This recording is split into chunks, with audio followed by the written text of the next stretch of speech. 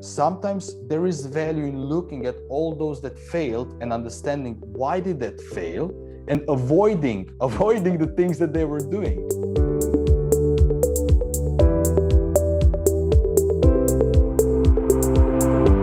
I'll just share two stories to kind of illustrate this survivor bias. Finally, both include aviation. So in one cases, aeroplane inspectors, or whatever is their formal title, were investigating plane crashes and survivals. And what they noticed was that it wasn't the most important how physically prepared people in the plane were. It didn't matter if they are obese or if they are healthy, unhealthy, or whatnot. The only thing that mattered was if people stopped to take their belongings before evacuating the plane. So everybody who stopped to try to get their, things from overhead department perished.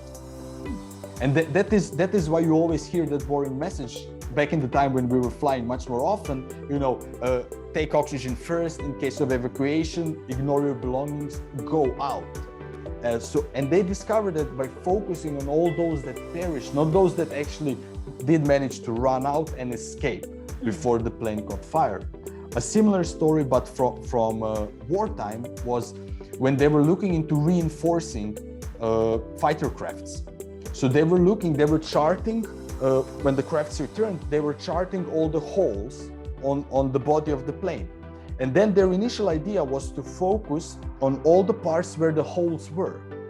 But one guy observed and said, no, that's wrong, because those planes returned. Let's take a look where there are no holes, because where there are no holes, those planes did not return.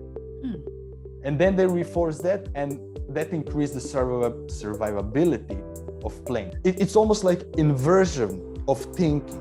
And that survivor bias at the core is sometimes there is value in looking at all those that failed and understanding why did that fail and avoiding the things that they were doing.